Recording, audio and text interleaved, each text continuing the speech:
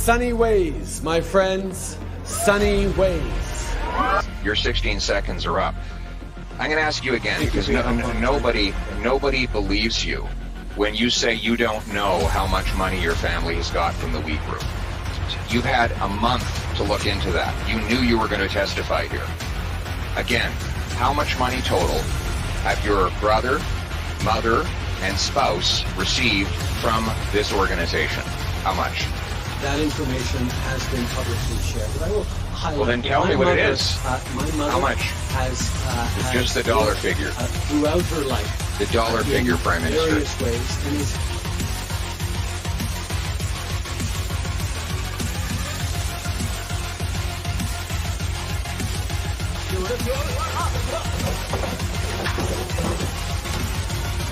We have recently switched to drinking water bottles out of when we have water bottles out of plastic. Away from plastic towards paper, like drink box water bottles. Sort of thing. Sorry, the servicing costs on the debt that you're going to have to carry that you're adding to now, right? Interest rates are at historic lows, Glenn. Where's the funds? On the topic, I mean, in terms of your sort of strategy currently, you're obviously taking the populist pathway. What does that mean?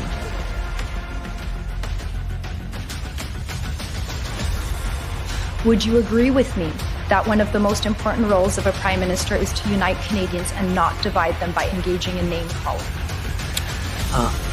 I did not call people who were unvaccinated names. You don't want to get vaccinated, that's your choice. But don't think you can get on a plane or a train beside vaccinated people and put them at risk. A lot of people would say that you're simply taking a page out of the Donald Trump book. Like which people would say that? Well, I'm sure a great many Canadians, but... Like who? I don't know who, but... Well, you're the one who asked the question, so yeah. You must know somebody.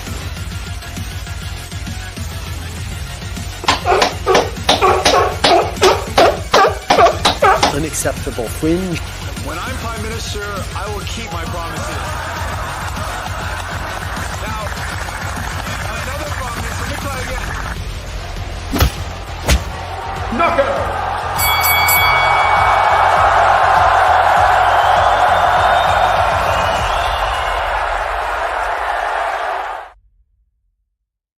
What's going on, ladies and gentlemen? Welcome back to The Fringe. I hope you guys had a great week.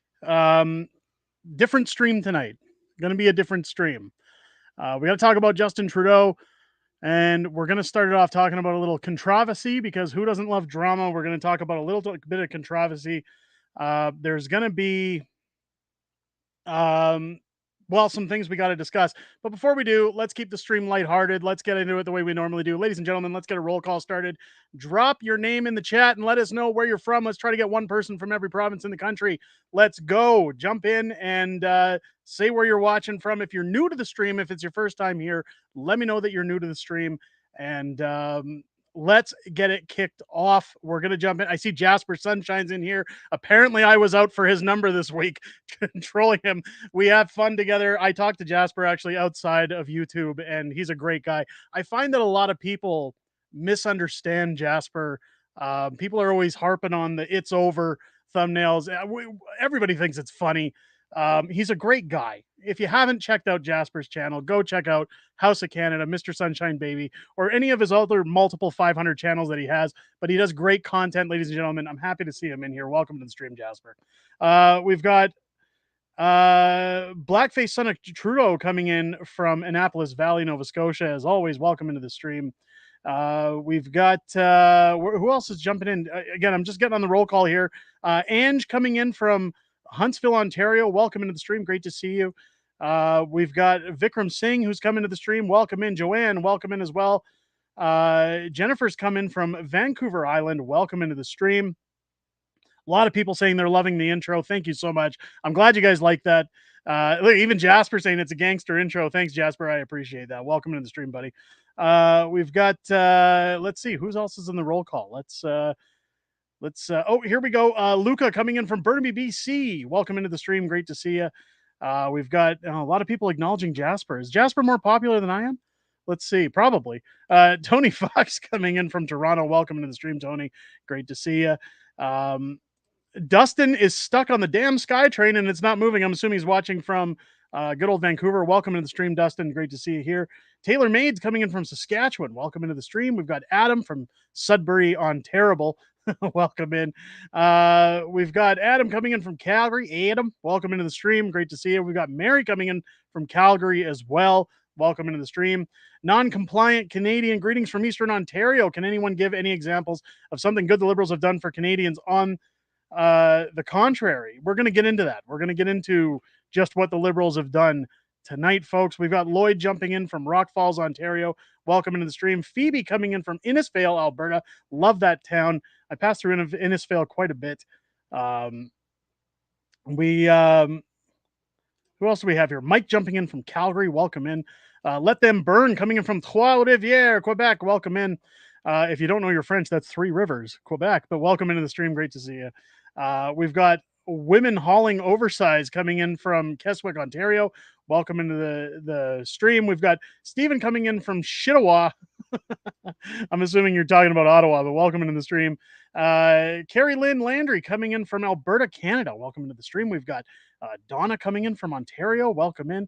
Music hoster, sorry, coming in from Brockville, Ontario. Great to see you. We've got Gordon coming in from Three Hills. Welcome into the stream, Gordon. Great to see you. DGen D coming in from Calgary. Welcome in. Great to see you as well. Sean Scotty coming in from Brantford, Ontario.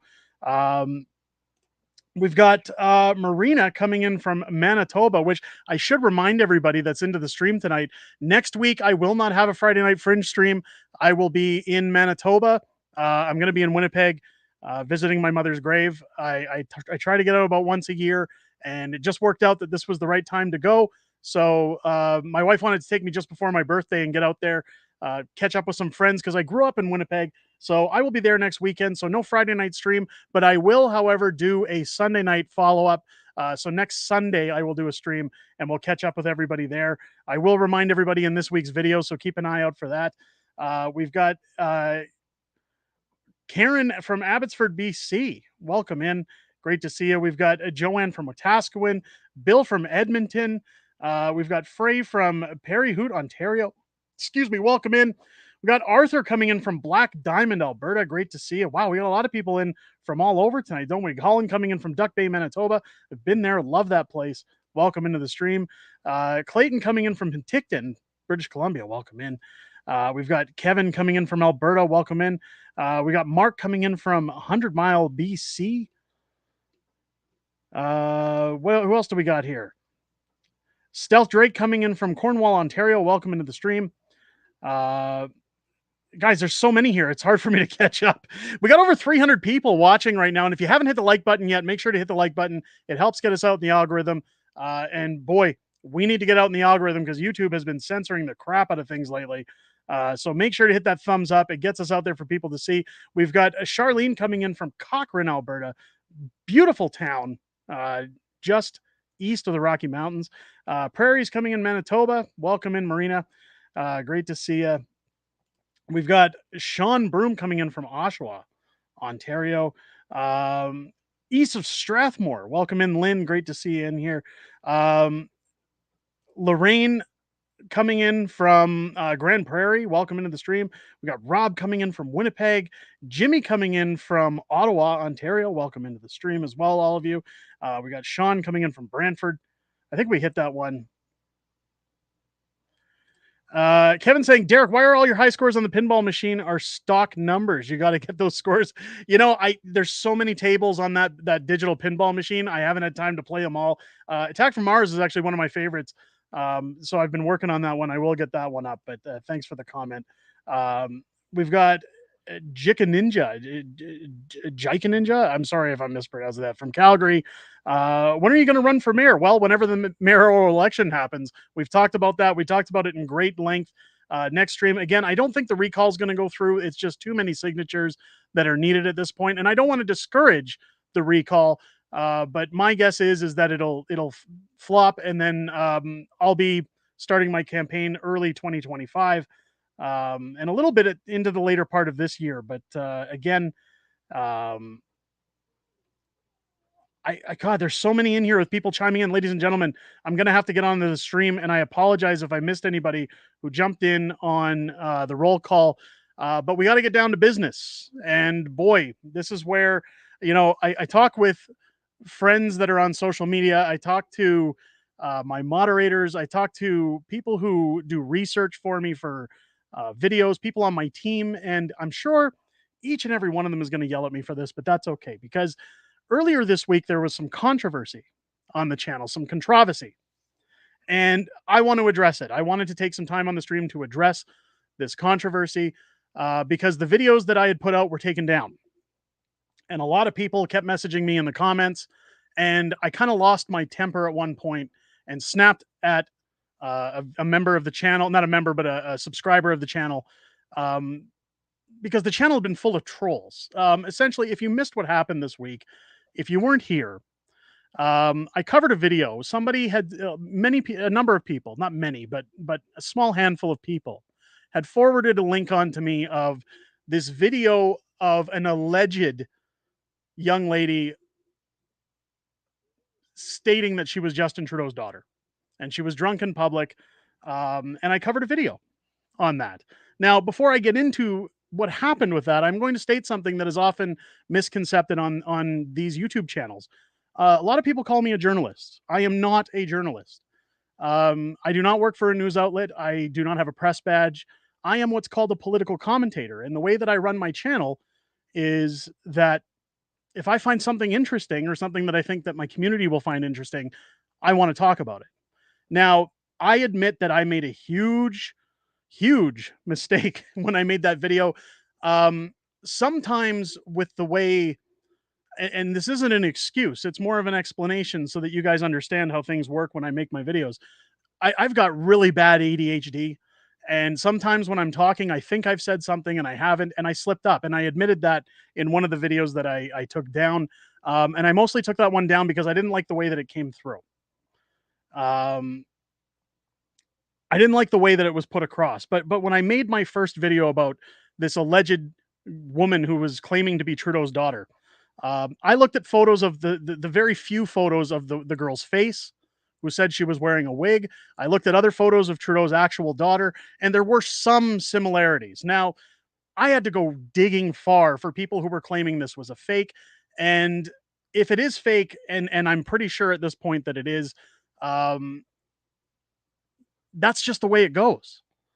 And the one mistake I made in that video was that I was under the impression somewhere that I had said this was allegedly Justin Trudeau's daughter, or somebody claiming to be Justin Trudeau's daughter. Now, I missed out on those words. I simply said this is Justin Trudeau's daughter. I didn't even say supposedly Justin Trudeau's daughter. So for that, I apologize. I made a mistake on that. Now, the community exploded. Absolutely exploded. And people were furious, saying that I'm exploiting a 15-year-old, that this is uncalled for, and that it's fake, and it's fake news, and you're trash, and you're a horrible person. I'm going to tell you right now, I can take all the negative comments, but what I can't take, and what came from that video, and part of the reason that those videos were pulled even after YouTube had a report against them and was then put up, it was reinstated, I guess, online. The reason it was taken down was that Wednesday afternoon, I spent the better part of my afternoon in a Calgary police station. Now, when you go to my YouTube page, when you go to the about information or contact information, it gives you the option to see an email address. And what I'm going to state right now is that I'm very grateful for the opportunity that I have on YouTube. I'm very grateful for everybody who comes into these streams, everybody who watches my content, everybody who's given me an opportunity to speak my voice and be heard and have a platform.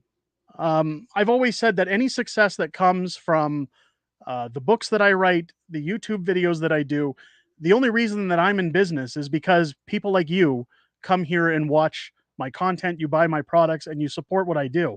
And for that, I will always be grateful, and I will always recognize that. Now, I do have people within my community that sometimes contact me on the email address that is linked to my YouTube page. And that's okay. You know, sometimes people will email me and say, I found a story you might be interested in. I wanted to mention something I saw. Sometimes I just get really nice emails with people saying, I really like what you're doing. And that's great. Part of the reason I had to shut down Unacceptable Fringe books, where I was signing my autograph books, was because people were emailing me through that store. Hey, I wanted to talk to you about your video. Hey, I wanted to mention you were wrong about this, or you need to be more clear about that, or you need to change your volume settings on a video. People were emailing me through a store website to get a hold of me. I've had people track me down on Facebook, even though my profile is private. I've had people track me down on Facebook to message me privately. And again, I don't want to be rude. I don't want to sound like I'm not grateful that people want to talk to me. But something came through my emails Wednesday that was absolutely shocking. And all I'm going to mention of the email was that it came from somebody in Calgary who said, well, supposedly in Calgary. Let's put that word in there right away before people throw it out of context. Supposedly or allegedly, they live in Calgary. And they said, look, I've watched your videos. I've heard you mention where you live on train lines close to. I've seen you. Somebody said that they physically had seen me at a retail store in Calgary and that they could triangulate roughly where I live in the city. And from this video of Justin Trudeau's alleged daughter, they said, if I ever see you in public, your kids are going to grow up in a single parent household. Now, they didn't make any death threats. They didn't physically say, I'm going to unalive you. But saying your children will be living in a single parent household is pretty much the same thing. Now, I don't believe that anything is going to come of this email. I'm not scared. I'm not frightened about anything. But I'm telling you right now, it takes one hell of a coward to send those kind of emails. And if they're watching this stream, I had to take it to the police. I called my friend who's a cop. I've told you before, I have a friend who's in the police service that I sometimes ask about laws, about the way things work. And I asked him, what do I do with this? Because, like, I'm not threatened by this. I don't believe what they're saying in this email, but what do I do with it? And he said, you have to start a file. You have to make a report. They have to have something, because if it goes south, if something bad comes from it, they have to have a file. Nothing's going to come from it. And the police even said when I went to the station, there's nothing we can really do here. And that's fine. But they still started a file. They still took note of everything. And what I am going to say is that I feel the great swell of pity for the person who shows up at my front door looking for a problem. You guys are free to attack me on YouTube all you like. You're free to leave your negative comments. Honestly, guys, I'm not fazed by them. They don't bother me.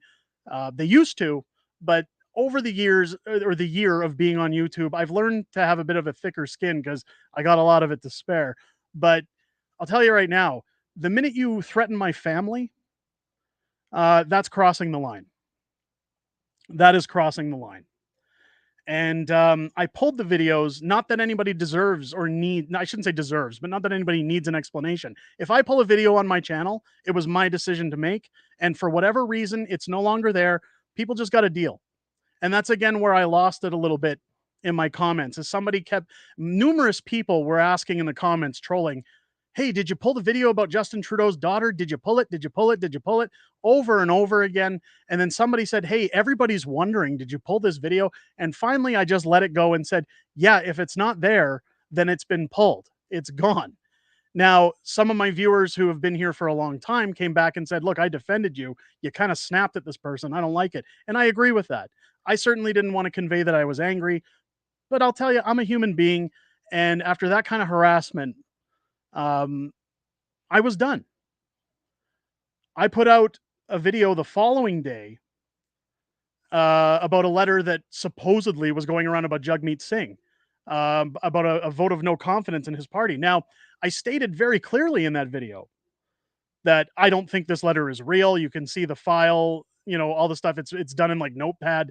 But the reason I wanted to do the video was to, again, I'm in political commentary. It was to talk about these are a taste of things that are going to come his way. This is the kind of pressure that's going to be coming his way. So I wasn't calling validity, but it immediately, because this was the day after the video of Trudeau's daughter, everybody's, oh, more fake news. Oh, you're so uncredible. You're terrible. Like, people just, what I think happens a lot on YouTube is that the people who say that you don't have any credibility, when you make a 10-minute video, they watch 30 seconds of it and then they draw their own conclusions.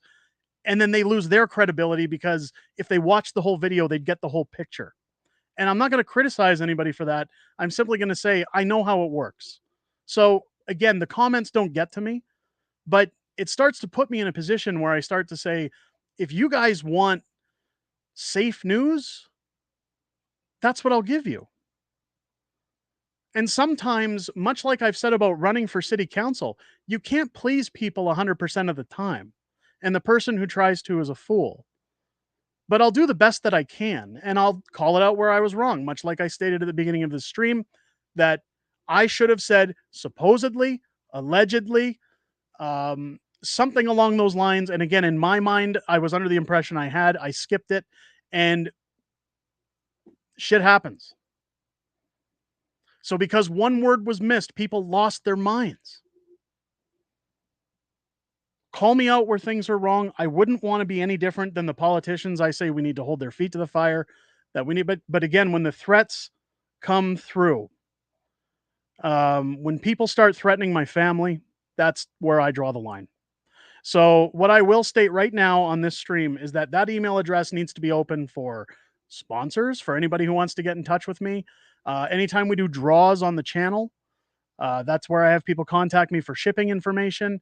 So that email address will be open, and I will still check it from time to time.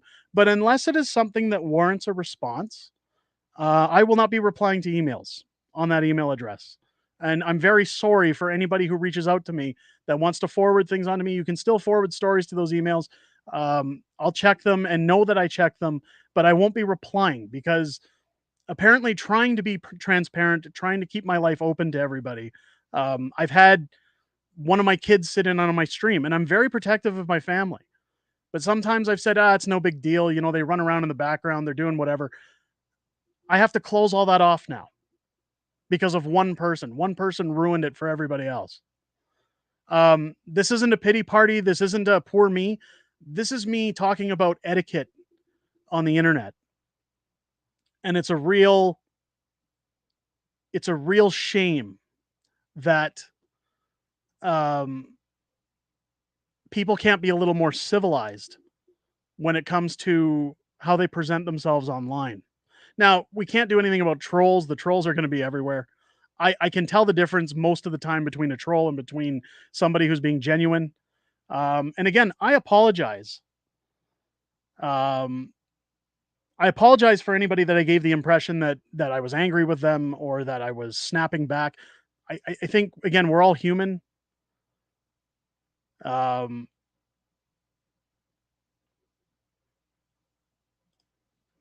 Thank you for the 279 Canadian Patriots. Seeking people to door knock in Calgary, recall. Anybody who's interested in doing that, reach out to Canadian Patriots. People asking what the heck is going on. My advice, I'm not going to re-explain it. Go back, check out the beginning of the stream. It's all anyway. Guys, the comments don't bother me. I'm not phased. You can say what you like. You can call me all the terrible names in the world. I'm going to keep doing what I'm doing. And like I said on my follow-up video to the Justin Trudeau's daughter one, I'm not going to apologize for putting that video out. I'm going to apologize for leaving a few words of definition out of that video, that I should have been more careful. But I'm not going to apologize. If you watch the entire video, I was actually talking about, if this is Justin Trudeau's daughter, where are her parents? Where are her parents or her security or anybody who's making sure this girl is safe? I was more concerned for her welfare than anything else. I didn't want to exploit a possible 15-year-old girl. I was more talking about the tragedy of children who are in the limelight, or children who are around famous people, or people who are in government like Justin Trudeau. I said it in the video. When you see kids in Hollywood that start from a young age, look at people like Corey Feldman or Corey Haim back in the 80s. Like, those kids have been around PDF files. They've been introduced to drugs at a young age and drinking, and had a crazy lifestyle. They've probably been touched by people, figuratively and physically. They have real trauma. And that was my concern here, was that if this is, in fact, Trudeau's daughter, I feel a great amount of pity for whatever she's going through, because it shouldn't be easy, or it can't be easy with Justin Trudeau being your father. So I'm not going to apologize for the video, which turns out very likely to be fake. I'll do a better job in the future, making sure that I have my words out. If you looked at the video when it was up, I even said, young girl backstabbed by Trudeau's daughter, with a question mark on the end of it. My intentions were to say, this allegedly Justin Trudeau's daughter? So again, I slipped up. My apologies. Was it her in the video? I don't think so. Again, I've tried looking it up. I've tried going down the rabbit hole. And all I could find was a post saying this is supposedly the girl, it's not her. But again, I can't verify that. So again, people send things to me. Again, in the community, I've got friends on Twitter. I've got people everywhere that say, hey man, you should check this out. And I like reporting on those things, not because I want to be first, but because I find it interesting, and I think my community will find it interesting. So guys, I'm not in the books of being fake news. I don't want to be CTV or Global. Okay. I have no interest in being CNN. I know this is a long rant, but I just want to make it crystal clear where this channel stands, that this is a political commentary channel. And part of the reason I do these Friday night streams is because I love hearing what you guys have to say, good or bad. And like I said, put me in check when I make mistakes. But if you threaten my family and I find out who you are, I will prosecute you to the fullest extent of the law, because you do not threaten my family. If I see you in public, or if you see me in public, if you want to come over, I've had people ask for selfies. I've had people want to shake my hand, talk to me. I'm grateful for all of that. And I'm never going to shoo somebody away or make them feel bad. Please, if you see me in public and you want to chat, come on over. I'm always happy to talk to people. Again, I'm grateful for what I've been given. It doesn't happen that often, but I don't want people to feel like they can't. But when I shut down YouTube, when I put this camera away, when the lights go out, I have a private life. And I would just ask that people respect that, and separate the work from personal. Because I'll tell you right now, my wife didn't sleep a wink when she saw that email. My wife gets a little paranoid about things. And again, she says, maybe you should drop out of this mayoral race, and maybe we should just move. I don't want my family to feel that way. I don't think anything bad's going to come from that email, but it scared my wife. And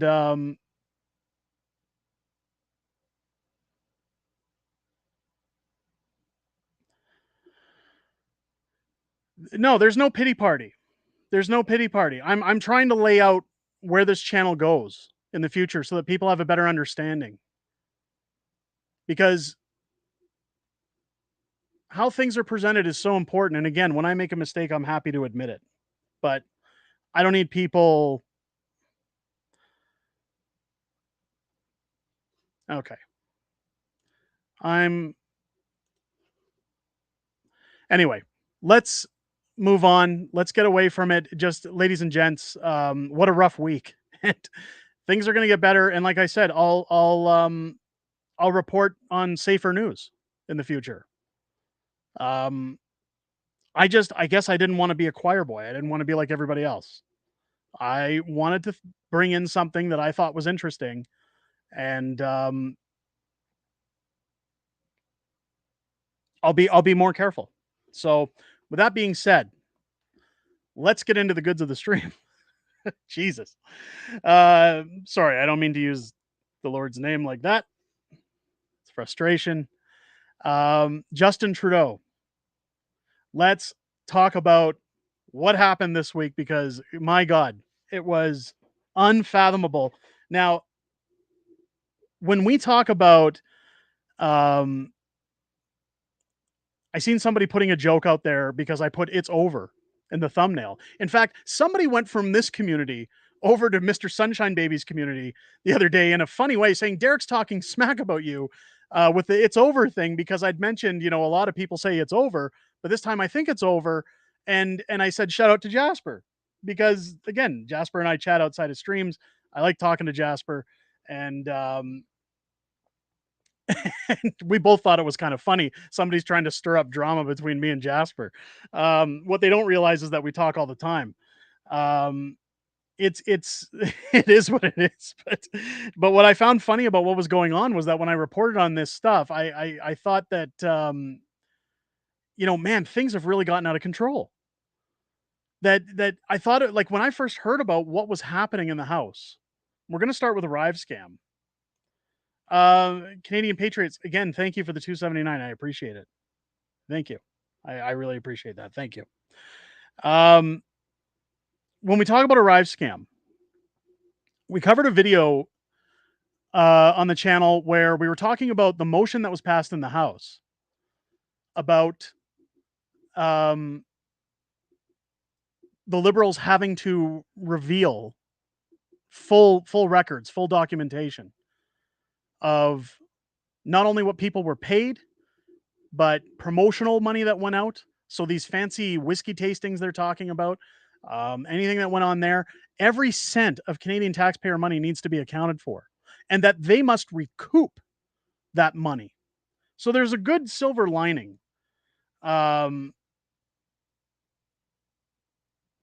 Like there's a lot of people still jumping on this. Guys, this is the last time I'm going to acknowledge this. You did warn people that email was likely not real. I've said multiple times on this stream, if you want to go back, I don't think anything's coming from that email.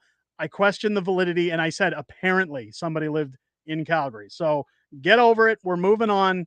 It's done. The videos were pulled, and I'll handle my family's security. So let's move on. Romanian Patriot with a $1.99 super sticker. I appreciate that. Thank you. Before I lose my train of thought, again, I want to also say rest in peace to Brian Mulrooney. I heard that he passed yesterday, and despite the fact he brought in GST and a number of other things in this country, I wanted to acknowledge that before I forget about it. Now, on to ArriveCan. And that's not to be disrespectful to Brian Mulrooney, but let's move on to ArriveCan before I forget my train of thought. What's important about this is that I said this is going to blow up worse than the sponsorship scandal, I believe. When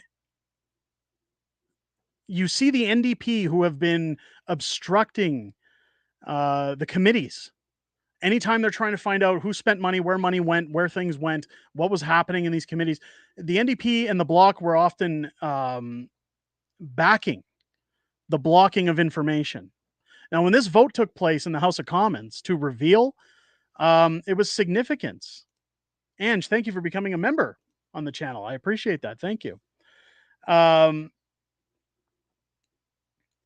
importance of this is that the Bloc, the NDP, and Conservative leaders all voted in favor of the Liberals having to show their paper trail, having to be transparent to the fullest extent of where this money has gone. And this is where I've said it's over. This is where I've said this is the start of the end, ladies and gentlemen. When you look at when you look at the We Charity scandal, when you look at the Aga Khan, when you look at $80,000 gifted holidays and Trudeau skating on each one of these, a lot of that is because Jagmeet Singh has a vision of what the NDPs want. So he props up the Liberals in order to feel like he's got the carrot on the stick to get what he wants. Now, this week we'd seen he came out and got a nothing burger of a deal with this pharmacare for diabetic medication and condoms, which essentially is nothing. Again, the deal was not even in writing. It was a verbal confirmation.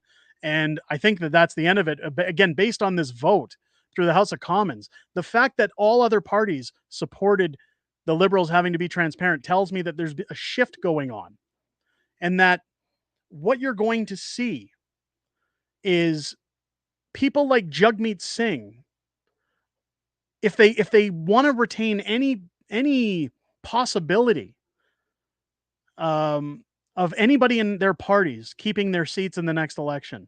I'm not saying they're going to, but any possibility for them that they stand a chance, they can't prop up a corrupt government. And not the saying of corruption, but once documentation comes out, physical documentation, how do you prop up that government? If it shows $250 million in contracts going out to companies that did nothing, IT companies that don't do IT work, people that took $1,900 a day per diems, people who were paid millions of dollars, people who worked for the Department of Defense, who took contracts, millions of dollars. Like, how could Jagmeet Singh, who constantly blames greedy CEOs of grocery stores, back the Liberal government when the documentation is out there and open for everybody to see? If they do, I'm not saying they can't, but if they did, it's literally the end of their party once an election comes around next year. Not just for Jagmeet Singh. We all know Jagmeet Singh will not get another seat. He's going to take his pension and run. But when it comes to the rest of his party, he'll have a decision to make. Do I try and sweeten up a deal with the Conservatives to call an election? Or do I go down with the ship, with the Liberals, and destroy the entire party? There's a good and bad if a spring election isn't called. There's a major good and bad here. The good is it just means more Conservative seats. It ensures a Conservative majority if there's no election called, because again, it will utterly destroy what credibility, if any, the NDP have, because these socialists that support the NDP, all the people in healthcare, all the union people that support the NDP, they're not going to be happy when they see these documents revealed, when they see this money trail revealed. And we're going to get to what happened with the lab leak after, because that's another wowzer that, again, their party's going to be destroyed if they stand behind it. Jagmeet Singh has no problem propping up Trudeau when he says, oh, I took a vacation and it was a gift. Oh, I'm spending money in dumb places. Oh, I paid my mother to speak at a conference. They don't care if people hate them over things like that. But the thing about this, the thing about $250 million going out to contracts for nothing and being blown wide open, it's not something people are going to forget when it comes time for a 2025 election. So when people are saying it's over, yeah, I don't see how it isn't. I really don't see. My prediction right now is that in the next 30 days, you're either going to see Justin Trudeau step down to protect his own ass, or you're going to see significant pressure for an election, at which point he's done anyways. Now, I'll stand behind that, and if I'm wrong, I'll admit I'm wrong. But when you look at this lab leak, when you look at Chinese spies, when you look at, and we're going to get into all of that, but again, the Arrive scam end of it too, questions are going to be asked of the Prime Minister. Why did you guys give contracts of millions of dollars to people who did nothing? Why did it go there? There was a motion passed that GC Technologies or GC Investments or whatever the company was, or GC Logistics. I can't remember the name. I know it's GC Strategies.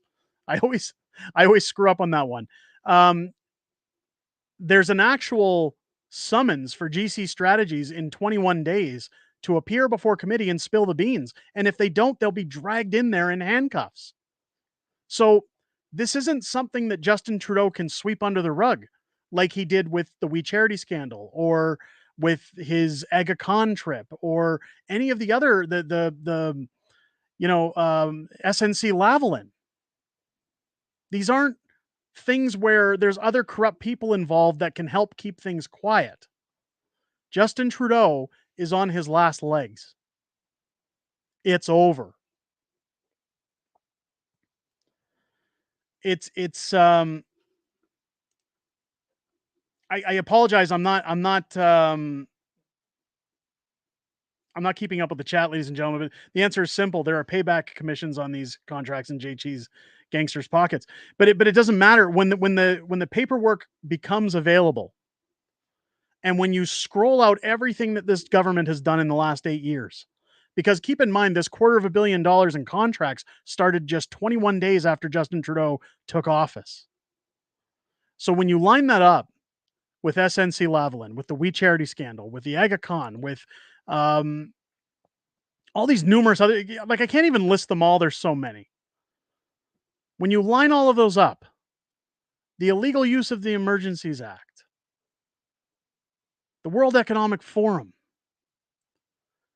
people like Jagmeet Singh cannot support the Liberals any longer, or they risk desecrating and decimating their party.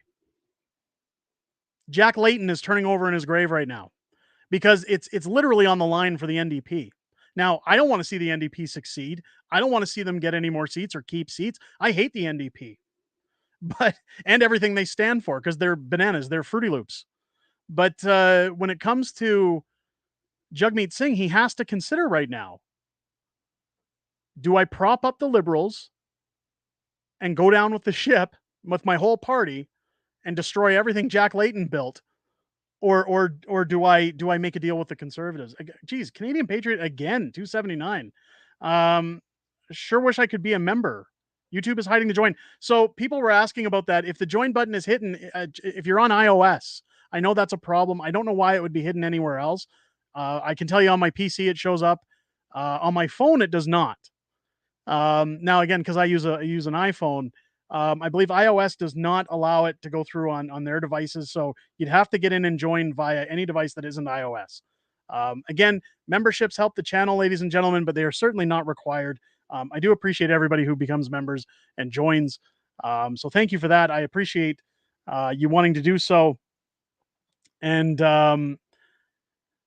let's continue. By the way, ladies and gentlemen, hit that like button if you haven't already. We're going to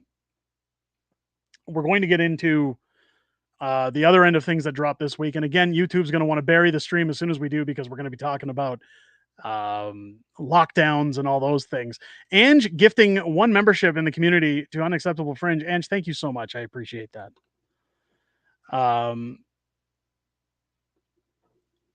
Pierre Poilievre came out with a document Thursday, I believe, yesterday,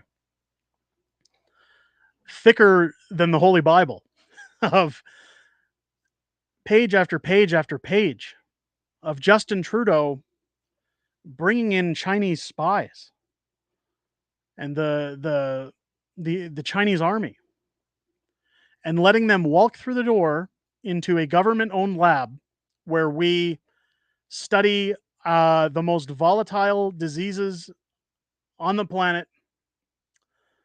We know that they had contracts with the Wuhan lab. And again, YouTube, I'm merely dictating what Pierre Poilievre said. These are not my opinions. For the sake of this stream, I won't get into the details of everything, because everybody knows the details. And what shocked me was this came a day, not even a full day, after the House voted in favor, all parties aside from the Liberals, for transparency of the ArriveCan debacle. Now Pierre Poilievre comes out 17 hours later with this damning document showing those 2.5 years you were locked in your house were not done for the right reasons. They were done to make people rich. They were done to destroy our security. They were done to pad the pockets of those who are corrupt. Again, we've talked about it multiple times in videos, how Justin Trudeau was worth $9 million when he became Prime Minister of Canada, and he's now worth over $100 million, most of which he got during lockdowns. When we talk about ArriveCan and you think about the people who were falsely told to go home and lose their jobs because they couldn't leave their houses. People who were told they couldn't go outside, they couldn't go to a grocery store, they couldn't do anything, they couldn't see people because of an app. An app which also we were told were allowing the Chinese to spy on us. It's all networked into one bubble here, folks. This is where I've said they're a double whammy like that. It's not, how do I say this? It's not coincidence that the Conservatives did this motion and then came out with this document within 17 hours. They want to hammer as much as they can against Justin Trudeau right now. They're kind of like the shark in the water. They're going for the jugular. They know this is the time to eject this person from politics permanently. And again, I'll say it, it's over for Justin Trudeau. This is the beginning of the end. They're literally, and again, I'm not going to discriminate anybody who has said nothing's going to happen in the comments. I get it. People don't have faith in the political system anymore. People don't have faith in our politicians. People don't have faith in anything with the government, and they shouldn't. The way the government has behaved in the last 8 years, you should not feel any trust or any form of reprieve coming from government. And you never should wait for a government to save you. You should save yourself if you can in any situation. Well, here's Eric saying we'll just get another Trudeau. Keep in mind, if Justin Trudeau is ejected, we get Chrystia Freeland, which she's going to do a worse job. And again, it's very temporary. This isn't a long-term thing. And it's the beginning of the end for Trudeau and the Liberals. And I don't think it's going to result, again, this is speculation. I think based on the way things are working, that vote in the House told me everything I think I need to know about the possibility again of a spring election. If the Bloc and the NDP are going to vote in favor of the transparency of that money, I think there's a very strong chance the Conservatives can convince the NDP to vote no confidence for a spring election still. I think it's still very, very possible. Took the words out of my mouth there. One could say it's over. That's Jasper. I know you don't really dabble in the merchandise like the shirt line anymore, but you need to make an "It's Over" shirt. You got to, or at least stickers, man. I don't know if anybody knows, but Jasper sells stickers. Get an "It's Over" sticker, like just the words "It's Over." It's something. You're creative. Let's we'll throw one in the chat if you want some "It's Over" merchandise. Things are going to get insane. It's going to get crazy. I think, again, the writing's on the wall, ladies and gentlemen. This week, out of anything, and I was really shocked how much YouTube pushed down the videos that I put out, not only about the vote in the House, but this document coming out. They really don't want people watching those videos. It's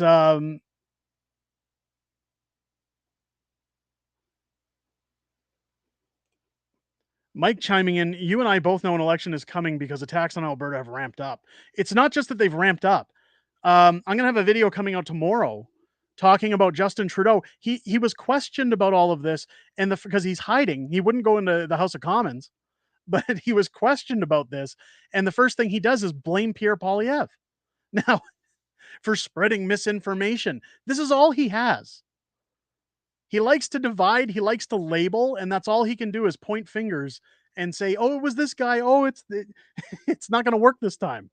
There's physical evidence. It's not just, hey, we've been told that somebody spent this money and there's somebody to throw under the bus, because that's what Trudeau has done every single time. We've seen Mendocino resign. We've seen Omar Algebra resign because they always had, even Anthony Rota, who they threw under the bus for the Waffen SS soldier in the House.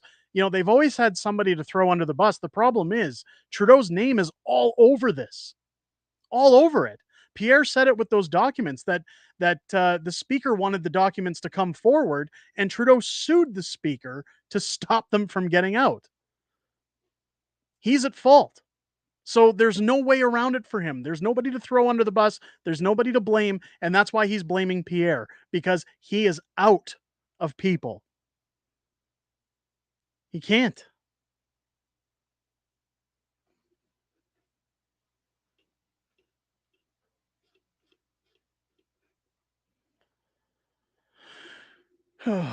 Speaking of which, I've been meaning to throw this up in a video for folks. And I haven't had time. Because I've been covering Funnable Friends on the channel. Which, by the way, you guys, if you haven't yet checked out Funnable Friends on YouTube, much like I say in the ad for that channel, sometimes you need a little bit of detox from all the negativity and have a laugh. It's fun animal fails. Who doesn't like watching dogs and cats doing fails? They got a new narrator to do videos now. Man, they're great. It's great. Go and check out Funnable Friends. What you don't realize about them is that once they're monetized, a portion of the money that they make from views actually goes towards finding homes for fostered animals, giving them a better life. And again, it doesn't cost you anything to subscribe to the channel or watch their videos. So go over to Funnable Friends over on YouTube, show them some love. But what I want to show you guys, and we've talked on the channel about the giveaways that we do on this channel every month. Now, last week we gave away a signed copy of Hold the Line, the Ballad of Tamara Leach, signed by Tamara and myself for one of our lucky members. In order to get in those draws, all you need to do is be a member. And again, folks, there's no obligation to be a member. It helps the channel, but of course, I like to give back. Now, one thing I've said is that with my agreement with Street Goods Clothing, I'm going to give away one of our limited edition prints, and I wanted to show that to you guys here. You can't really see it too. Let's zoom in. This Trudeau in jail t-shirt we've brought out this week in regard to everything that's happened. So if you want to walk around showing everybody your Trudeau in prison, it's got the Unacceptable Fringe logo on the sleeve, as well as this great picture of Justin Trudeau rotting in a jail cell. I can't wait for mine to get here. Again, this is a limited run shirt. It's only going to be available for a month, and I'll be giving away one of these shirts in any size that the winner needs to one lucky member. And again, to get in on that draw, all you need to do is become a member of the channel, and you're automatically entered, and somebody is going to win one of those shirts. And again, I'll pass them on every month. Every time we bring out one of these limited designs, I will be giving away one a month to members on the channel. Somebody coming in, I love your black hoodie with your logo on it so much. I ordered one. I appreciate that, Ange, and they look good. I'm not going to lie. I have multiple of them. In fact, I was wearing my white hoodie all week while I was doing videos, and people were asking in the comments, do you ever change your clothes, dude? And it's like, no, I have multiple hoodies. So I was literally I like the white this week. It keeps me camouflaged in the snow when I go out from people who send me nasty emails. So I was wearing my white hoodie all week so that people couldn't see me when I went outside. But I have multiples, so they do look good. I will give it that. But let's get on. The link for it isn't in the video or in the description. I apologize. The live streams don't put that in, but let me pull it up right now. I'll throw it in the chat for anybody who wants to go over to Straight Goods Clothing. Again, Straight Goods carries an Unacceptable Fringe line. We have multiples to choose from. Again, I don't like grifting too much on the streams, but ladies and gents, let's do it. Just this one time. straightgoods.com/collections/unacceptable fringe, or you can go to straightgoods.com on its own and you'll see the Unacceptable Fringe tab, as well as other designs that they have over on that store. Again, it helps out the channel. A portion of the sales goes to veterans in need. So again, you're helping veterans by ordering that merch. So head over, support it. And ladies and gents, what's this? Joe's jumping in. Congrats on your growth. 43,000 views in 11 hours from one video. GG on punching above your weight as far as Canadian news content creators go. Joe, thank you. I appreciate that, man. CB, What a grifter you are. I know it's terrible, but hey, I got to keep the lights on, man. And everybody's got a job. Anytime people say you're a grifter, I always tell people, hey, go to your job all day and work for free and tell me that that's okay. This is YouTube is kind of, it's a hobby. I've always said it's not a job. And that's the one thing people don't understand about YouTube is there's people like other YouTube commentator channels that say, oh, this is my job now. I can't believe that I get to do this for a job. YouTube isn't a job unless you're Mr. Beast, unless you're like Mark Rober or one of these guys that gets millions of views of video. YouTube is not a job. It is a hobby. It is a way to stand on a platform and again get news out to people, have people hear you. And I'm always appreciative anytime people come here to see what we're doing. I just Joe Rogan, yeah, that's a job. That's a job. It's it's insane. I really hate that Diagolon took the name The Grift Shop because I really wanted to use that on this channel. But it's a good term, having a grift shop. But hey, that's okay. What else happened this week? We had a video today about Chrystia Freeland and her being absolutely crazy and unhinged off the rails, telling people to go eat cereal. Now, the Kellogg CEO tried this and it bombed horribly. And Chrystia Freeland saying the same thing. While she's taking $6,000 a month in expenses for personal trainers and gym memberships, Chrystia Freeland, she does not use a personal trainer.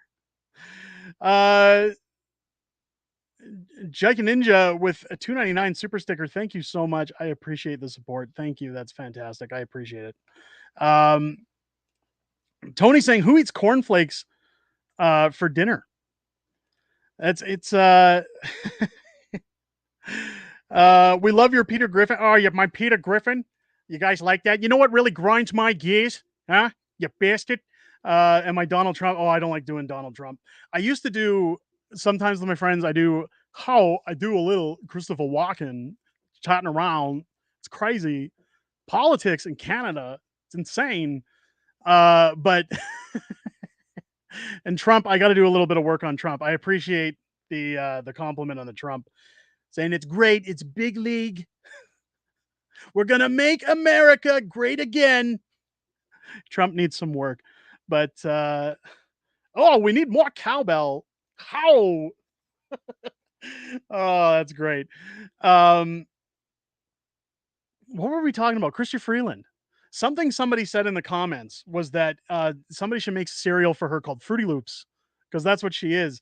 And I think what we got to do, I think what I'm going to do is I'm going to get into the sticker business too, but I also think maybe we do a t-shirt or something with a Chrystia Freeland Fruity Loops box, like a cereal box. I think I'm going to get one designed so that we can so that people can have a laugh at least. I think that's hilarious. We showed the Klaus Schwab cricket cereal on the thumbnail for that video, and people seem to like that a lot.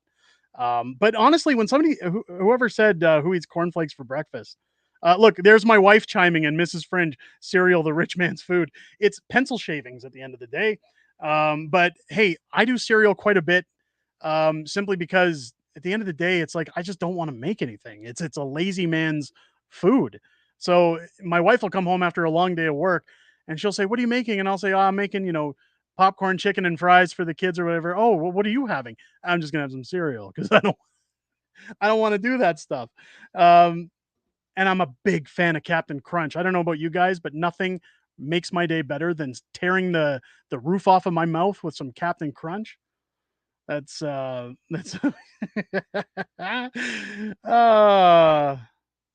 Fruity Loops now with your daily dose of demons. There you go. High in vitamin D for demons. That's a good one, Joe. I always try to click on can you do a Putin imitation voice?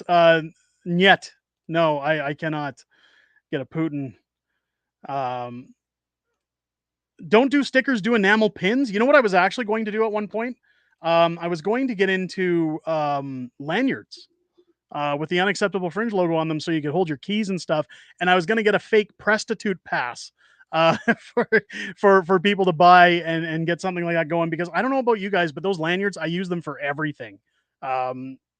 With 3 kids in my house and my 3-year-old breaking into my kids' bedrooms, I've actually had to buy them door locks so that when they come home from school, their rooms aren't completely trashed and upside down. So we use a lot of lanyards in our everyday stuff. So I may get lanyards done at some point with some Unacceptable Fringe logos on them or something for people. Again, I don't run my life thinking, how can I make people buy things? But sometimes I see things and go, hey, that looks cool. And personally, I want to buy them. So I just put them out there so that I have an excuse to buy them and then tell my my accountant that it was a business transaction, and then I don't have to worry about spending out of pocket. So anytime you guys see my products out there, don't think that I'm grifting. This is just me getting a write-off, okay? If you guys want them, I'm happy.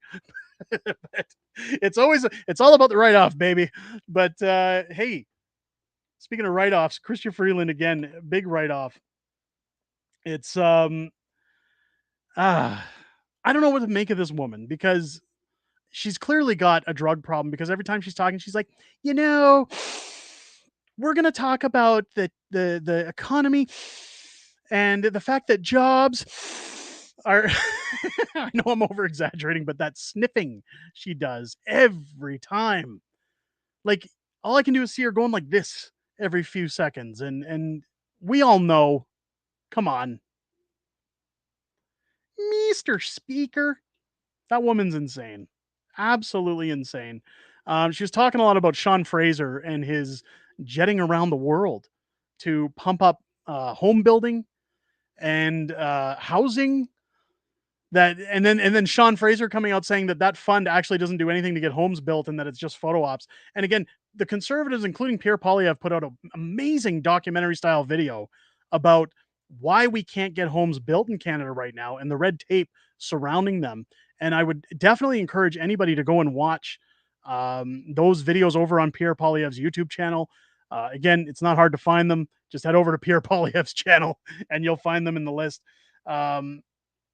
It's very informative. Very informative, but it explains that what we're getting right now from the Liberals, again, we know that when they claim these things, when they talk about that new homes are being built, that the economy's in better shape. Somebody said it earlier. The only reason that inflation is down is because the price of oil has gone down. And that's true. But they tout that as a good thing, that, hey, we've done it. We've made the inflation decrease. While interest rates are still at extremely high levels, while people can't afford to live. And and jobs were created. Which jobs? Jobs that you can't even live off of. And I talked about that last week, how my wife works in oil and gas as in administrative work, and she's worked her way up the chain in that branch to the higher end of administrative, but she was offered a headhunter's job at $50,000 a year and said, a couple of years ago that would have been flattering, but she says you can't live off of that, and she makes significantly more doing what she's doing now.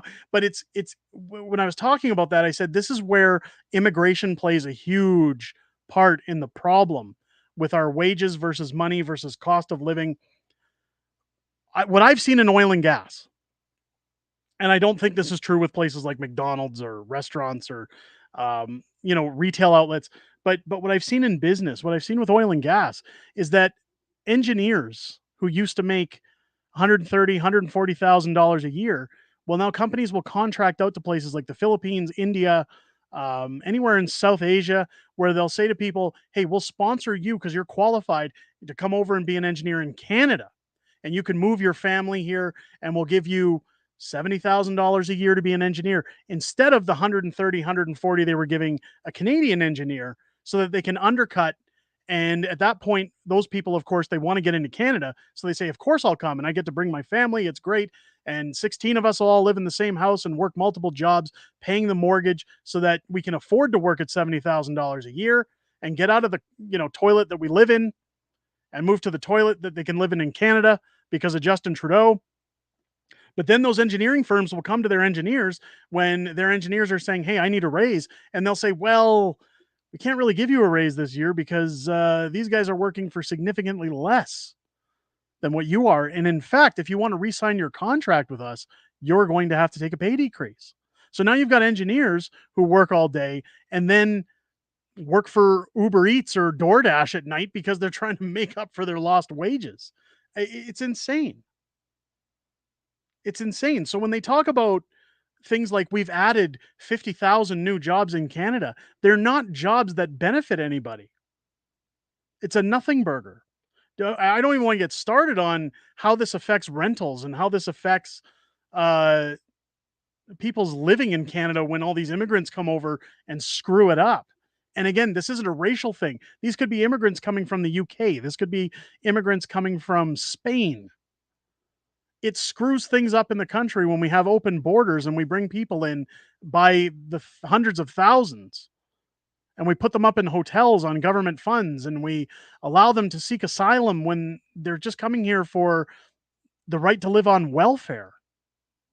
And anybody who wants to say they don't, I see it quite often where I hear about housing projects. Again, I talk to people in these industries that say to me, like I have a friend who works on government housing projects, doing renovations for units in government housing.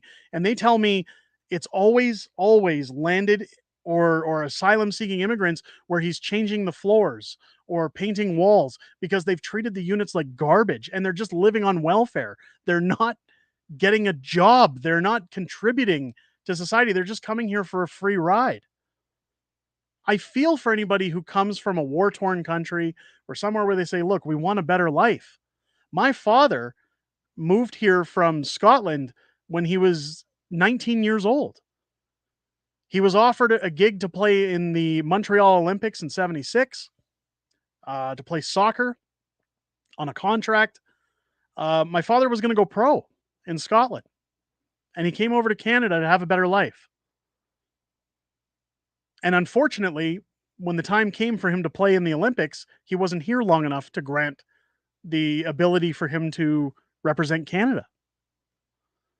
So he never got that chance. But he's built his life in Canada by starting his own company after years of experience and working his way up to partner with another company. He's taken advantage of the opportunities that were ahead of him to better himself and build a family and have a better life.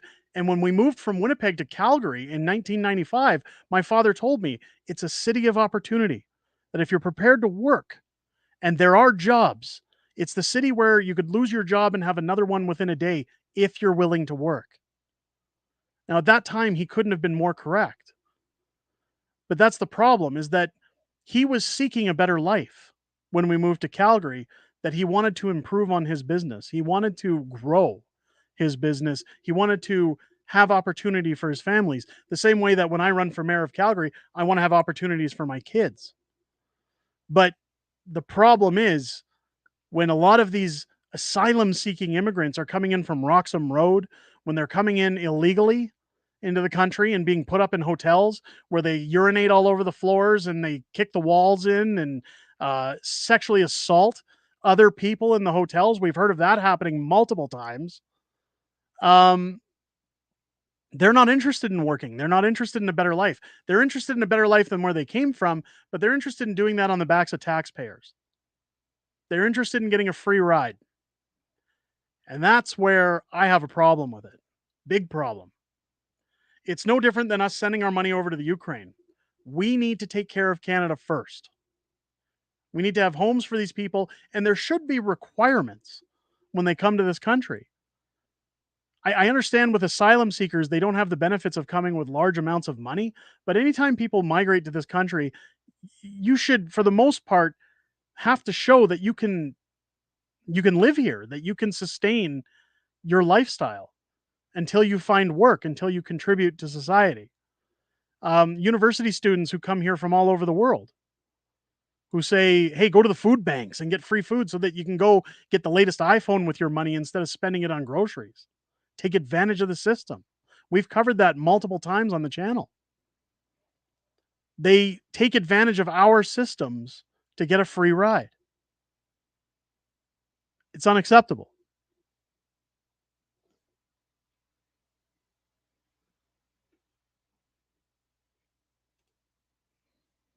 Take care of Canada first.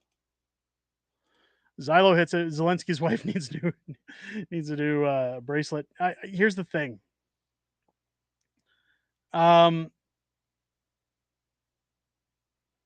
Zelensky, people got mad when I covered the fact that there was supposed rumors of him buying yachts with money coming to Ukraine. And while I haven't found a lot of evidence backing that up, what I have found evidence of and what's out there in long form for people to see are all the properties he's been buying around the world in places like the Dominican, the United Kingdom. What does he need all these luxury style homes for? And if he needed to go to countries and beg for money, why is he buying properties around the world? The same reason Justin Trudeau sits and says, hey, we're going to tax you for carbon. We're going to, it's necessary to fix the environment. And now we're going to create $1 billion slush fund and go on lavish trips and build $1 million barns on our properties because they don't want to live on Sussex. I saw it. Hang on. I saw it in the chat. Somebody mentioned, oh, it was Snatch. Of course it was Snatch. Chat, we need to celebrate the Unacceptable Fringe 25,000 subs spicy chip challenge. Yes, ladies and gentlemen, we're less than 1,000 subscribers away from 25,000. When we hit that, I've committed I will do the one chip challenge here on stream. I know a lot of people say, hey, don't, it's risky. Like, I didn't give it a fair shake when I did it the last time. I inhaled as I was putting the chip in my mouth and actually inhaled a lot of the dust that was sitting on top of the chip, and it went into the back of my throat. I had a meltdown within seconds and wasn't able to do it. Now, I have been eating a significant amount of spicy foods since then and building up my tolerance. So I will be doing the one chip challenge here on the channel just for fun. It's just a way of saying thank you to everybody. So if you haven't subscribed yet, make sure to get down, hit that button, and yeah, it'll be fun. I'm looking forward to actually doing that. I think it'll be a fun stream when we do that.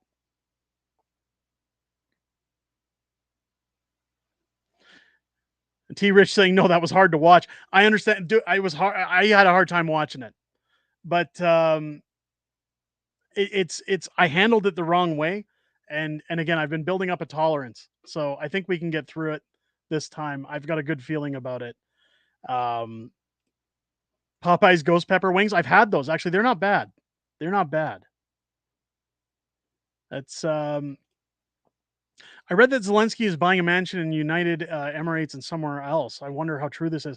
I'm not sure, and that's the problem, is that there's a lot of stuff flowing around about Zelensky that, again, especially after this week with getting in all that trouble with the Trudeau's daughter video, I got to be real careful now about what I report on because I don't want to upset people or make people think that I'm out here for clicks or that I'm just here to boost the views or whatever people want to accuse. Because God, the accusations were flying this week.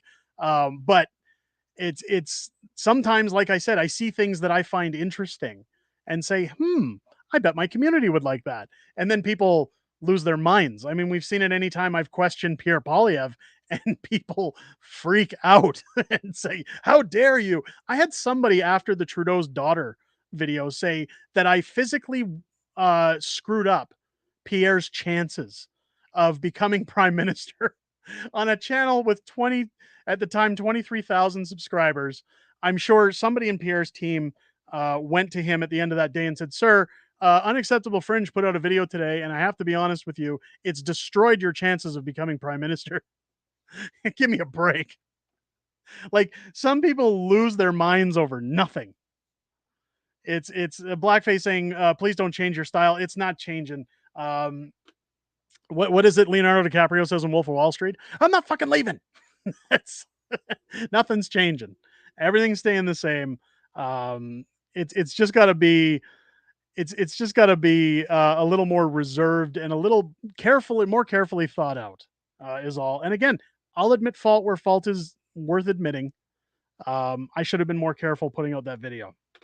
I wonder how much money Sophie Trudeau is hiding for Justin. So that is one thing I've said a number of times. It was interesting that as soon as they separated, like within days, they came out and said, oh, by the way, everyone, not that it's anyone's business, but we're just going to let you know that now that they've separated, she's free and exempt of conflict of interest. Why did we need to know that? Maybe perhaps because something might have leaked at the time that, hey, this is where money's going. This is where things are going. I've said it during other videos when we've talked about things like ArriveCan and we talk about these millions and millions in contracts that went out. Sophie Trudeau has a communications company. How do we know that there aren't millions of dollars hidden up in there? In fact, I'm willing to bet there are. And that's the thing about this week. When you look at this vote in the House and then the next day, this huge document leaking or coming out of all the corruption of Chinese spies and everything, I'm willing to bet if any of us had access to actually go into the House of Commons and root through files and see what actually is going on behind the scenes, it would melt our minds, the level of corruption that's there. Like you think this stuff's bad? This is like the tip of the iceberg. There's so much corruption in government. So much. It's wait for Sophie's book. Does it come with crayons? I bet it comes with crayons.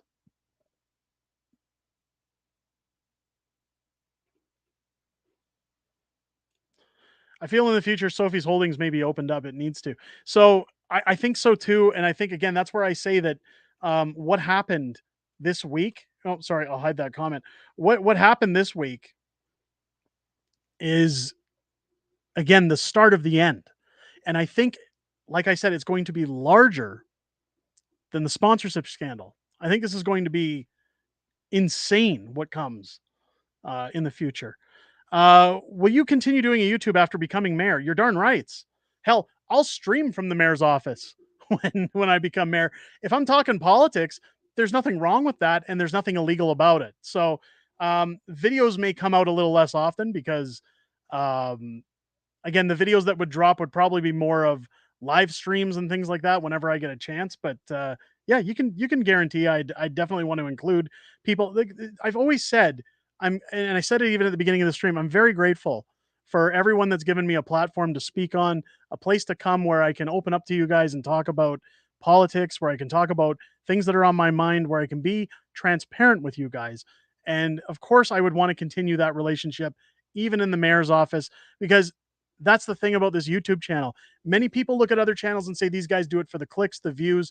I do it because it's a sense of community. It's a place where people can go and talk about ideologies as a group, where we can all talk about what's on our minds, what we're thinking, what we're going through, how we feel about something. I want to keep that as much as possible should my career path change.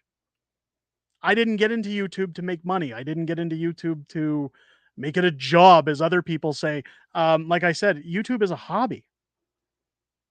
It's a hobby. Sure, videos are monetized and you make a little bit of money here and there from YouTube, but I can assure you, I make less than a part-time job doing what I do on YouTube. And I'm just grateful anytime I turn on the studio app and see a video going gangbusters, like today. I was at IKEA purchasing a new bed for my daughter.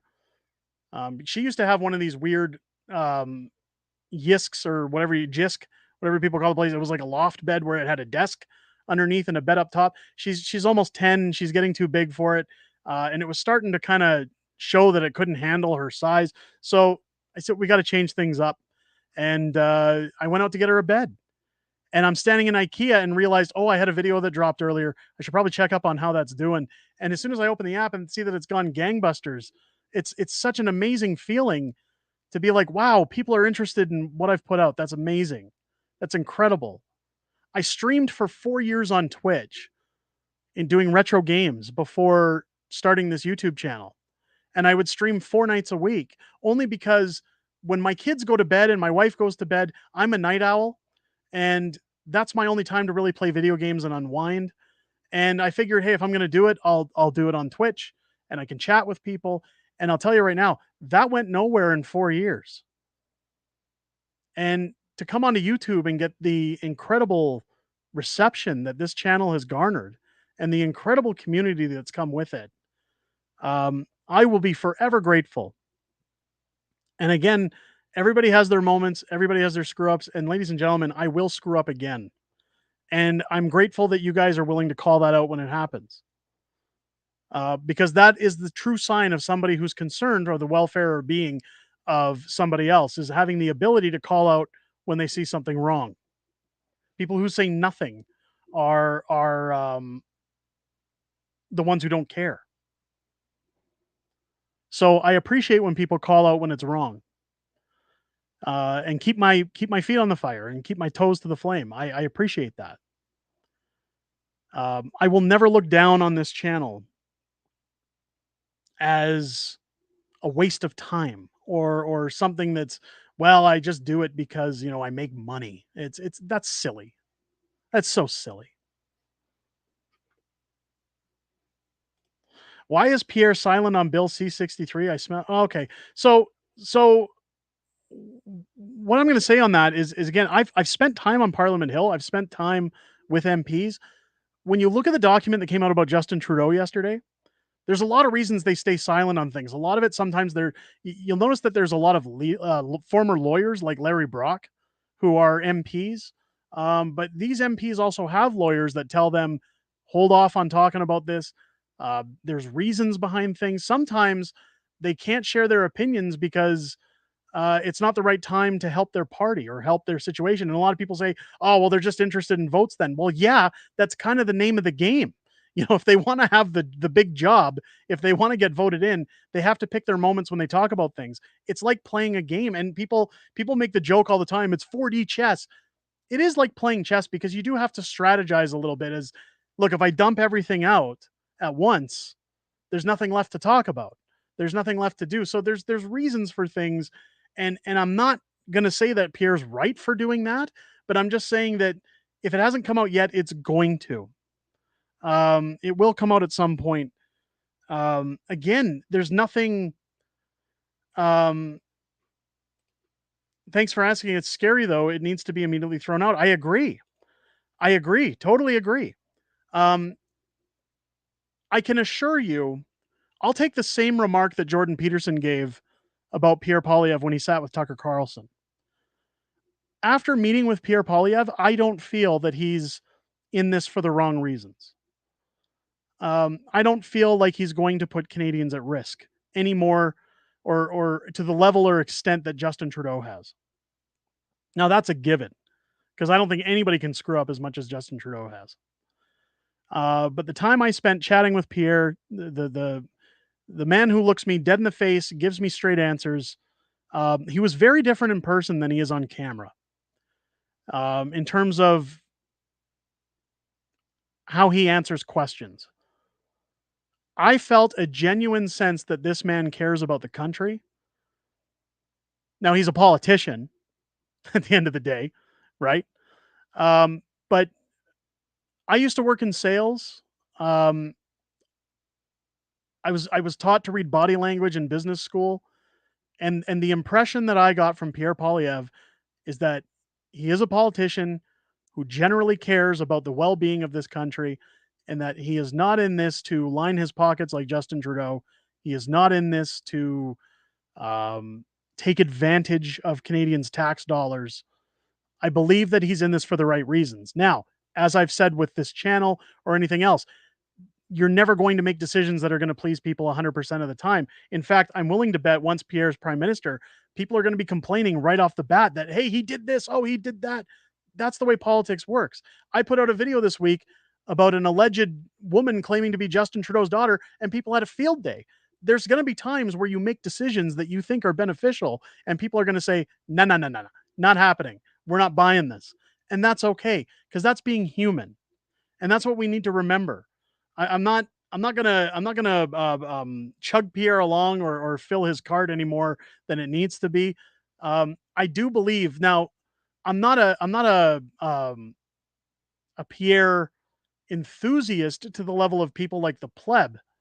But I support Pierre, and I will vote happily for Pierre, because I believe out of all of the choices that we have for a better Canada from the situation we are currently in, that he is the best option available. And a lot of people will say things like Maxime Bernier.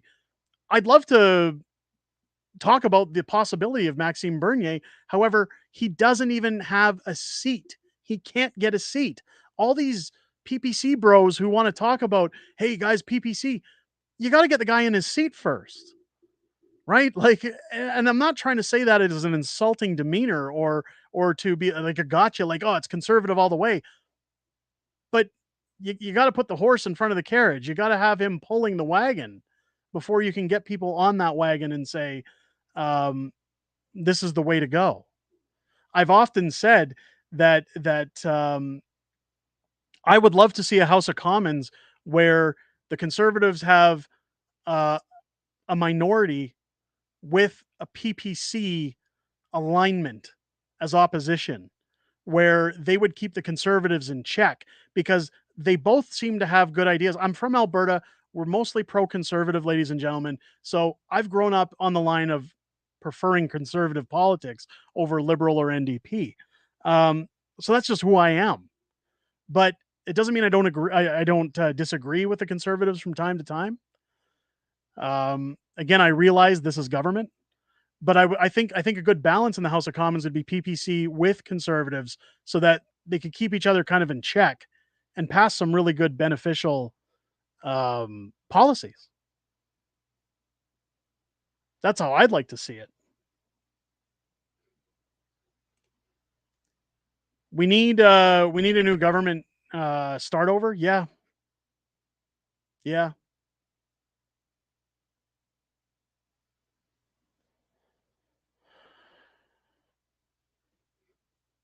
Pleb is still cool. He does good work. Yeah, I had some feelings after we brought Pleb into the stream. Look, I like the Pleb. I'm not gonna say he's a bad person. I've spent time around him. He's a nice guy, but he has a lot to learn about social interaction. I'm gonna say. I'm just gonna, as a criticism, I didn't like that he came in here and started touting about money and being loaded while people are struggling. I've seen it in the chat where people are telling me, hey, it's cold, I can't turn my heat on. I don't think that's fair. I didn't like that, the showboating.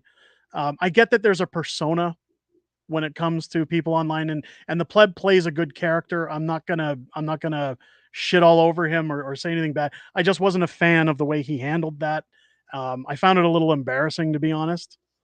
And that's just where I'll leave that. Again, I don't want to bring drama. It kind of put a bad taste in my mouth. And I can tell you in the future, I'd be a little more cautious about who I bring onto the stream. Speaking of people I'm bringing onto the stream, this Friday, as I'm heading for Winnipeg, a new video will be dropping of an interview with myself and Miss Stephanie Kuzy from the Conservative Party, who's going to be joining me on the channel for an in-depth interview to talk about ArriveCan and everything that's going on in ArriveCan right now. Maybe things that we're not getting from the media, or things that she can discuss that we're unaware of, that maybe she would like to discuss that we haven't had a chance to address. I'm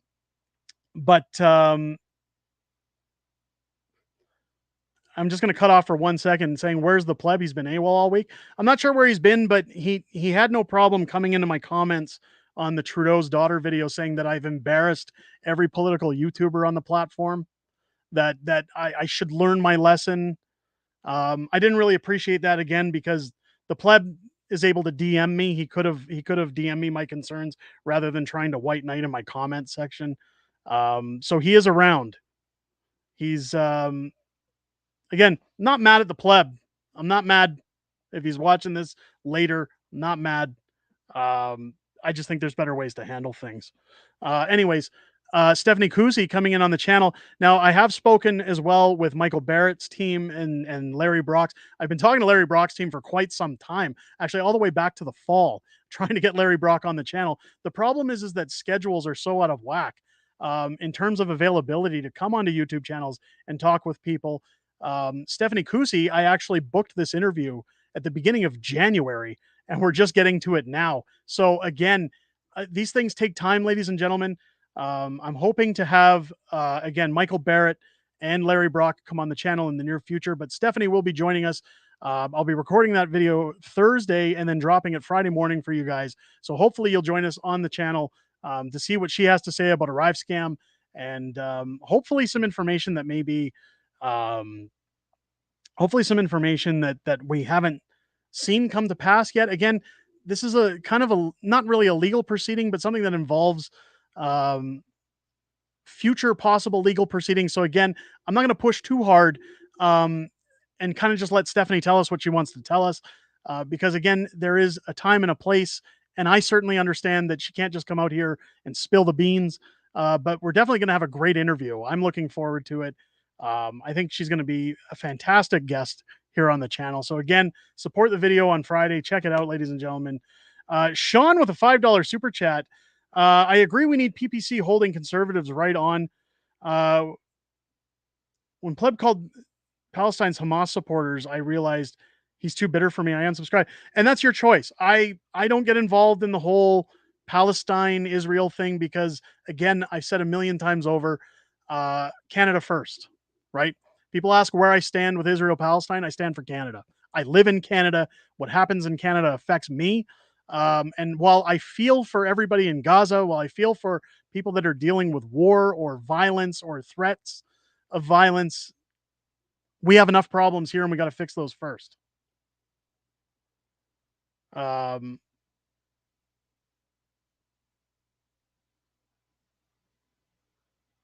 Let me see here. Somebody said Eva Chipiuk too.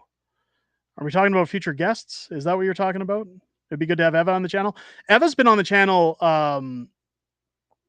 Eva's been on the channel several times. And again, I'm in contact with Eva. So if you guys want to see Eva on the channel, I don't mind. Charlene saying, I don't care if it was Trudeau's daughter or not. It was funny. So it wasn't meant to be funny, but more, again, a look at if it was. If it was Trudeau's daughter, it was more look at how hard her life has become and what she's doing to herself. Now, I'll be honest, the first time I ever had a drink, I was 15 years old. That's kind of the age where you start going to parties in high school. And again, the peer pressure is there and stuff. So I'm not going to pretend like, oh, I was a perfect saint. Now, I wasn't heavy, hard drinking at 15. But that was the age where like you'd go to someone's house and they go, hey, I swiped some whiskey from my dad's liquor cabinet, and you'd take a shot or something and throw up. But it was more like, look at what political life has done to this woman if this is in fact his daughter. Now, again, like it says, people are saying it's not. I'm not going to weigh in on whether it was or not anymore. I'm pretty sure it isn't, after what I've seen online after filming the video. So I'm not going to chime in again. It just is what it is. Somebody said get Viva on the show. I mean, we could get Viva on the show. I'm sure Viva would love to come on sometime. Again, I keep in touch with a lot of these guys outside of YouTube, like outside of making videos, and I'd love to have Viva on the show. I've been on his channel a few times. Of course, it'd be great to have him on the Fringe sometimes. Humble Tracker gifting 5 subs or 5 memberships. Thank you so much. My God, that's amazing.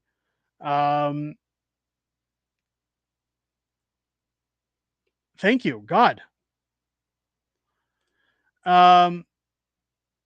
People come into Canada so they can slip up until the USA. This is another invasion we don't need, okay?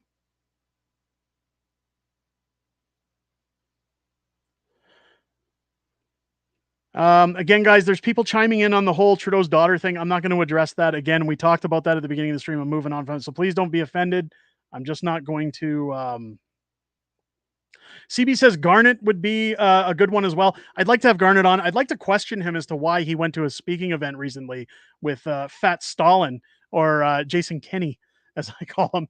I get that they're both technically the same party, but why would you want to go anywhere with Jason Kenney after the way he treated people during lockdowns? I don't. Now Garnet is an Albertan, yes, and again, I don't want to hold it against him. I'd more question why.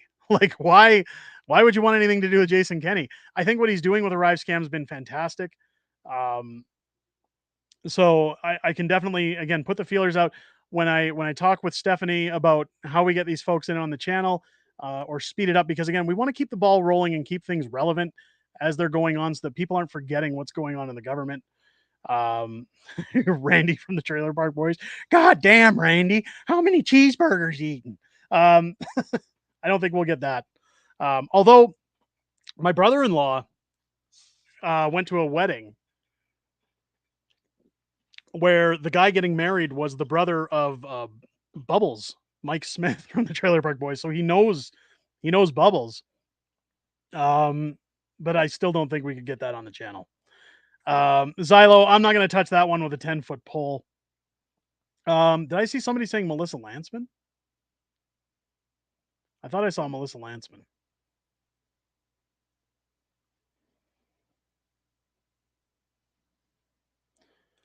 Oh, here it is. Melissa Lantsman. I want to know how she plays as a Street Fighter. So she uses Chun-Li a lot, apparently. Or Ken. And I'll tell you, when we sat down the first time I met Melissa Lantsman in person, um, I was blown away. Now she's a couple of years younger than I am, not by much, but when we were chatting and she had seen my videos. She watches Unacceptable Fringe from time to time. We've stayed in contact since our visit, and she always tells me like she found it so cool that despite a lot of criticism I get for sitting in front of arcade machines, somebody said this week I should start wearing grown-up clothes. Um, I always love comments like that. Yeah, again, I have a laugh when those come through because here's the thing. I said it before. My wife has always said that the one thing she loves about me is I'm a big kid. And anytime my kids want to play with action figures, I'm right in there. If they want to play video games, I'm excited. I'm in. We're always doing kid-oriented stuff around my house because I have a great relationship with my kids. And I like being fun around my children because I'll be honest, you get one spin on this globe, and I'd rather be who I am than pretend to be somebody I'm not. And I'm a nerd at the end of the day. I grew up in the 80s and 90s, and I just have a lot of nostalgia for things. But I like having fun with my kids because when they're older and that goes away, I'm going to have all those good times to look back on. But when it came to Melissa Lantsman and her saying, I saw your Street Fighter machine, and then she says, who do you use? And I said, well, typically I'll use Ryu or something like, and she's like, oh, I go full on uh, Chun-Li, and she started naming off the moves and stuff. And I'm like, holy crap, Melissa Lantsman plays video games. That is awesome. I would love to have Melissa Lantsman on the channel. I think she'd have a great, um, I think she'd be a great guest. It'd be fantastic to have her on at some point. Now, again, with things like elections looming over the conservatives, that's another reason it's hard to get them on YouTube channels these days because, again, people who do gotchas or anything like that can ruin things for conservatives, they're very careful about who they sit down with, who they talk with. And again, I am in touch with these people outside of YouTube, and there are times where I've said to some of them, "Hey, it'd be great to have you on the channel," and they've said, "I just can't right now." And they said, maybe after an election we can do those things, just not right now. I knew, like, I put out the feelers back in September for the possibility of Pierre to come on the channel because I'm still in touch with his team and with his assistant. And I said, it'd be really nice for him to come on the channel and show that he's willing to sit down with independent YouTubers and show that, he's interested in what people have to say. And while they agreed, they just said it's just not the right time because of the state of the country, because of these gotcha moments that come from the liberals. I mean, when you think about it, even though I'm in touch with these people, Pierre Poilievre comes on a channel called Unacceptable Fringe and then goes back into the House of Commons. It's a real easy gotcha for the liberals. So I understand and I don't take offense when I'm told I'd love to, I just can't. I know a small handful of conservative MPs that watch this channel. And again, I'm very grateful that they do. But hey, that's I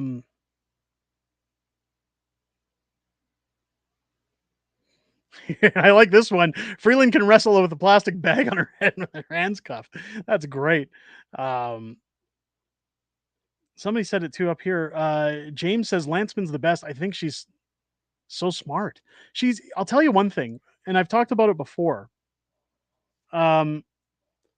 When I met with Melissa Lantsman, so first off, I was blown away by the sheer size of the offices that these guys get on Parliament Hill. They're quite large. But she's also deputy of the party or the opposition, so rightfully so, she should have a large office. But I sat with her in her office for a good hour and a half.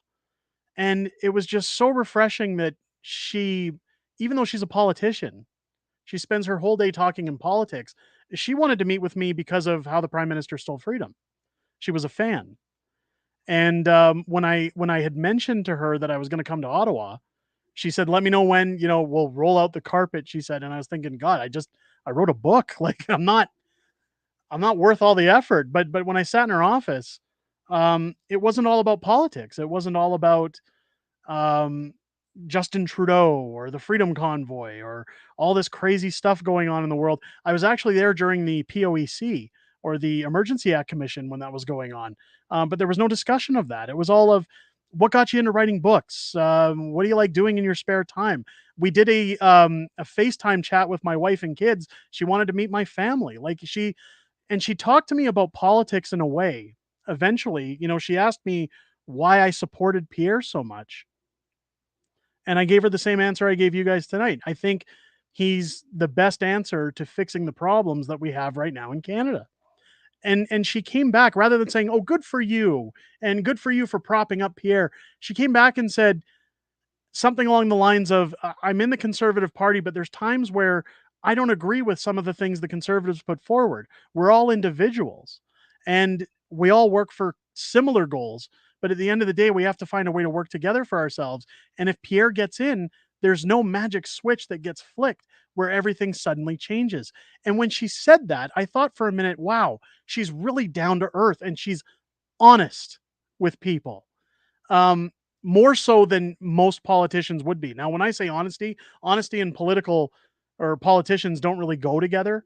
But for what she was saying to me, as somebody just casually sitting in her office having a discussion, I had great respect for her, to say she's willing to tell me like it is, rather than blow smoke up my butt and pan for votes. So much respect. I think she's amazing.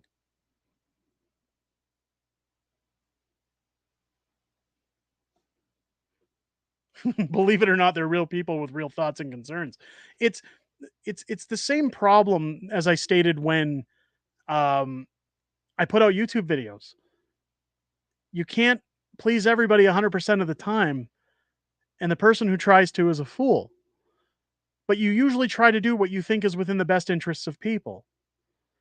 And when you're in government, you have a vision of what you think is best, unless, of course, you're in the Liberals, where it's what's best for me and my bank account. But you would think that the idea of getting into politics is because you want to make a change and because you think you know what people want.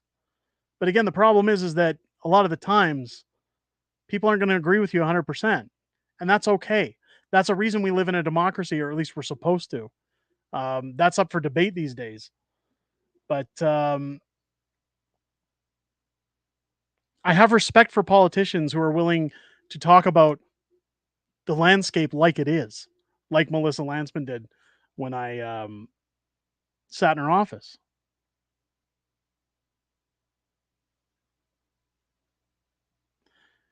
Anyways, folks, I'm trying to get caught up in the chat. I'm never going to get caught up. Again, we've gone overtime in tonight's stream, way overtime. Let's end on a high note. Let's call it a stream, ladies and gentlemen. Again, go check out Funnable Friends if you haven't yet. Like I said, I'm going to go watch them right now. A little bit of detox after talking politics all night. Again, folks, I apologize for any confusion or problems that came across the channel this week. And again, I will do better in the future. Don't forget, again, check out the channel Friday for the interview with Stephanie Kusi that'll be dropping. I'm looking real forward to putting that out for you guys. And again, just a reminder, next Friday, there is no live stream. I will be in Winnipeg, but again, I will do a follow-up stream Sunday night, back to where we usually used to do streams. Again, I don't want to miss a week with you guys. So keep an eye out. Sunday, again, 6 p.m. Pacific, 8 p.m. Central. We'll be doing our live stream Sunday instead of Friday. And then the following week, we'll return to Fridays as usual. I hope you guys have a great weekend. I hope you're able to stay warm if it's cold where you are. Stay safe. And again, keep your eyes out for videos, folks. Whenever you're in those videos, like, comment, share them out. Help us out in the algorithm. It's muchly appreciated. Thank you to everybody with their super chats, super stickers, gifted memberships tonight. My God, so heartwarming to see such support in this channel. I really appreciate it. I know I'm rambling, but you guys have a good one. Take care of yourselves, and thank you for everything. I'll catch you on the next one, everybody.